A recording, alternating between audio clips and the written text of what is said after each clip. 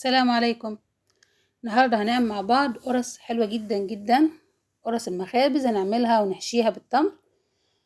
العجينة ما شاء الله ناجحة قوي، وحشوة التمر بتاعتها بصراحة حلوة جدا. اتمنى ان شاء الله تعملوها في البيت، لان بجد لو جربتوها في البيت مش هتشتروها من بره ابدا.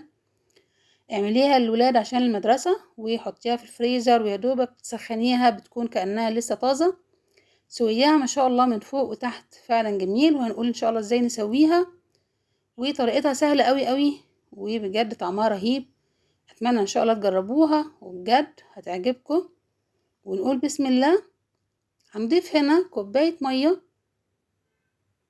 وهضيف عليها كمان نص الكوباية من الحليب، وده اختياري ليكم، ممكن تحطوا الكمية كلها حليب او الكمية كلها مية. وهنا هضيف معلقتين من الحليب البودر. طبعا لو نحط الكمية كلها مية هنحط 5 معالق من الحليب البودر. وهضيف هنا معلقة خميرة فورية، معلقة كبيرة، وهضيف 5 معالق من السكر الحبيبات.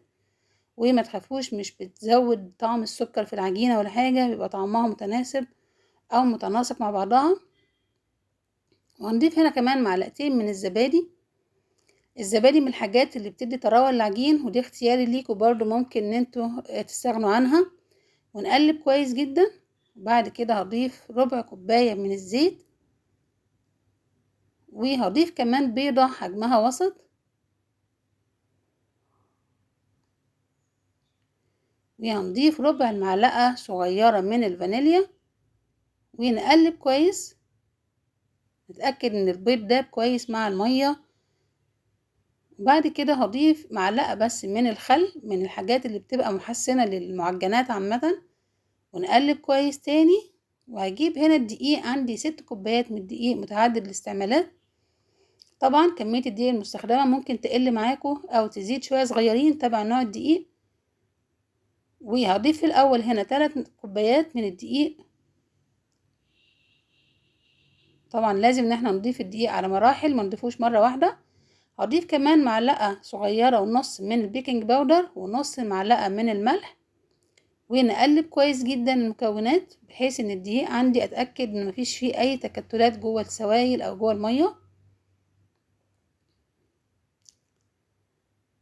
العجينة تبقى سهلة معاكم في البداية. وبعد كده بعد ما قلبناها كويس هنبدأ نضيف الدقيق التاني كوباية على كوباية كده. هنضيف الاول الرابعة، ونلف تاني ونقلبها كويس هي كمان. وبعد كده هنضيف الخامسة، وانا استخدمت الكمية كلها 6 كوبايات.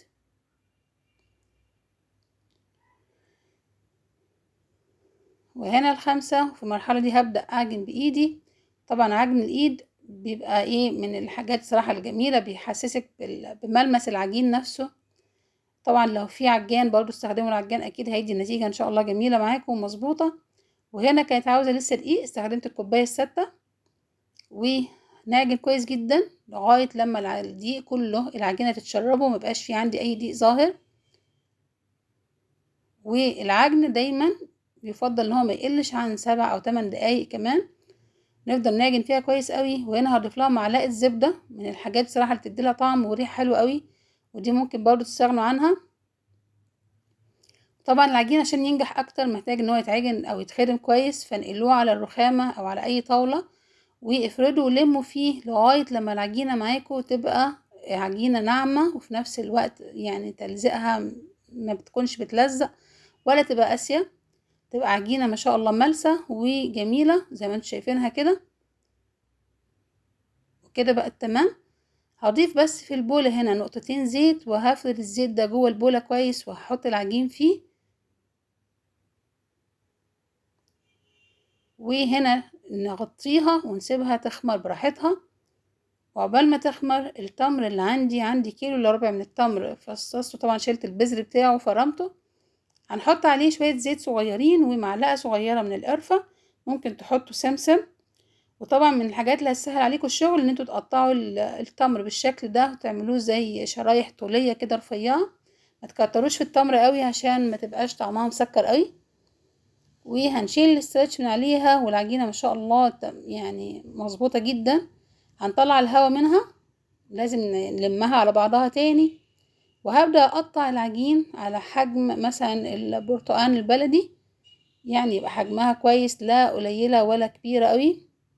ونتأكد بس ان احنا نلمها على بعضها كويس، بحيث انها اي فراغات جواها يعني ما يبقاش فيها اي هوا، يبقى شكل العجينة كمان يبقى مظبوط من بره.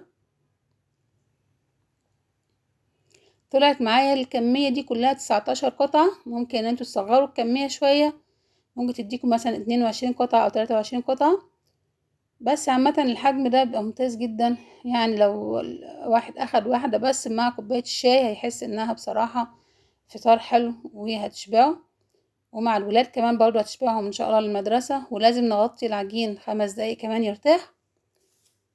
والصاج بتاعنا دايما او الصينية لازم ندهنها بس رشة زيت صغيرة خالص، بحيث ان العجين ما يلزقش فيها. وهنبدأ نفرد قطعة العجين زي ما انتم شايفينها كده، هنعملها حجم مستطيل، ما تبقاش رقيقة قوي ولا سميكة، تبقى حجمها يا دوبك يعني حلو. وهنحط فيها قطعة التمر وهنقفلها على بعضها كويس، نبرمها كويس. ولازم نتأكد من قفل الحروف بتاعتها كويس جدا، ونحاول ان احنا نفرد العجينة برضو كمان شوية، ونتأكد من قفلها عشان بس لما تخمر ما تفتحش معانا. وهنعمل لها فتحات صغيرة كده بالمقص او بسكينة، وهننقلها على طول في الصاج. وطبعا لازم نغطيها برضو عشان العجين ما ينشفش لغاية ما نخلص. وادي واحدة تانية هنعملها. وممكن انتوا ترفعوا التمر عن كده كمان تبع رغبتكم وتبع حبكم لدرجة السكر بتاعه.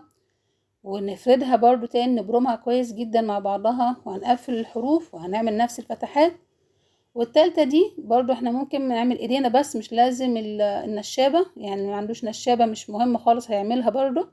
تفرديها كويس بايدك، وبرضو هتلم الحروف على بعضها وتقفليها كويس، وهنعمل نفس الفتحات بتاعتها.